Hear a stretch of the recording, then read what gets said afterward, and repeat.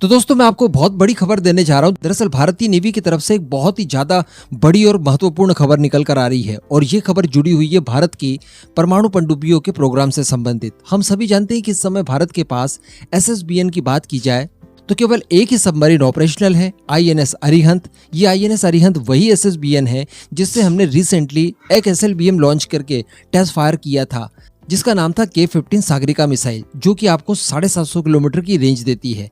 SSBN की बात की जाए तो ये सबमरीन्स न्यूक्लियर पावर्ड होती हैं और बैलिस्टिक मिसाइल्स को अपने अंदर कैरी करती है। काफी लंबा एंड्योरेंस होता है इनका, अनलिमिटेड, क्योंकि ये न्यूक्लियर पावर्ड होती हैं और चोरी छुप के दुश्मनों के ऊपर अटैक करने में, वो भी बैलिस्टिक मिसाइल से, और साथ ही न्यूक्लियर वॉरेट के साथ ये माहिर होती है। ये आपकी सेकंड स्ट्राइक कैपेबिलिटी को सुनिश्चित करती है।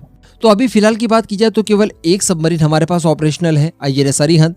लेकिन अब कुछ खबरों के हिसाब से बताया जा रहा है कि आने वाले कुछ ही महीनों में, यानी 2023 के एकदम ही शुरुआत में, हमारी दूसरे नंबर की जो SSBN है, INS अरिहंत, वो भी नेवी के अंदर इंडक्ट हो जाएगी। जी हाँ, नवंबर 2017 में इसको लॉन्च कर दिया गया था और इस समय की अगर बात की जाए तो इसके काफी बड़े पैमाने पर, काफी व्यापक पैमाने पर सी ट्रायल्स चल रहे हैं। तो आने वाले कुछ ही समय में इसे हम लोग इंडक्ट कर पाएंगे हमारी नेवी के अंदर। वैसे केवल ये दो ही सबमरीन्स नहीं होगी, क्योंकि इसके बाद यानी INS अरिहंत और INS अरिघाट के बाद S4, S4 स्टार और S5 नाम की कुछ और सबमरीन्स भी आने वाली है। अभी इनके बारे में थोड़ी सी बात कर ली जाए। ये तो हम सभी जानते हैं कि ये आने वाले समय में K4, K5 और K6 जैसी बैलिस्टिक मिसाइल्स को लॉन्च करने में सक्षम होंगी। और जैसे जैसे ये सबमरीन्स की परियोजना आगे बढ़ती जा रही है, हर आने वाली नई सबमरीन ज़्यादा कैपेबिलिटी के साथ आती है।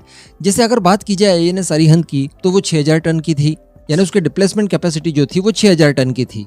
ये भी आपको लगभग उतनी ही कैटेगरी की मिलने वाली है, यानी 6000 टन डिस्प्लेसमेंट के साथ, लेकिन साइज में ये थोड़ी सी बड़ी बताई जाती है। इसकी कैपेसिटी की बात की जाए अगर, तो ये एक समय में अपने साथ 12 की संख्या में K-15 सागरिका मिसाइलों को कैरी कर सकती है। ये K-15 मिसाइल की जो रेंज है, मैंने आपको बताया 750 किलोमीटर है।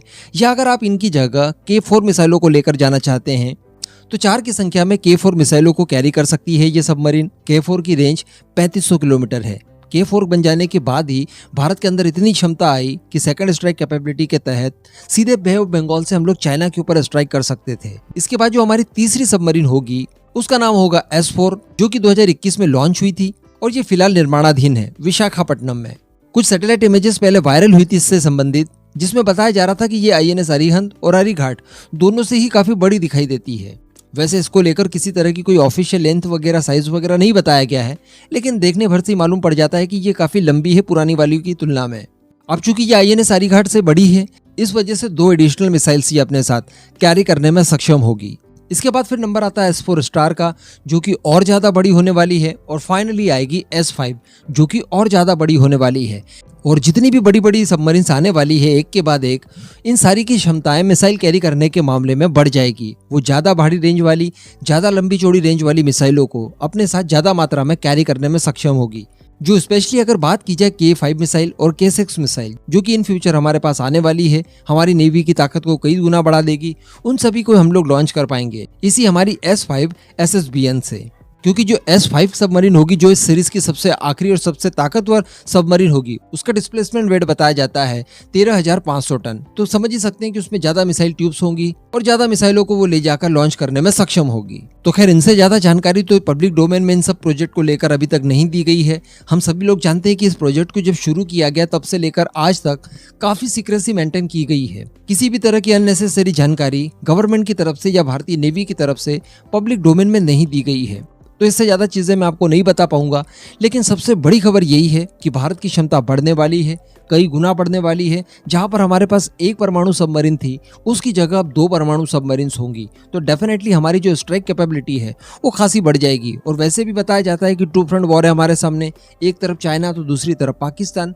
तो अगर एक सबमरीन को हम लोग चाइना के लिए स्पेशली डिप्लॉय करेंगे तो दूसरी सबमरीन को डेफिनेटली हम लोग पाकिस्तान के एंड पर डिप्लॉय कर सकते हैं।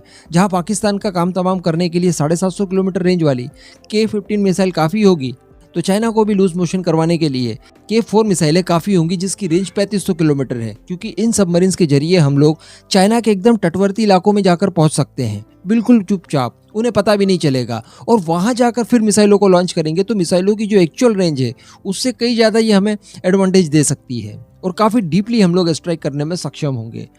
इस पूरे मुद्दे पर अब आपका क्या मानना है? नीचे कमेंट करके जरूर बताइएगा।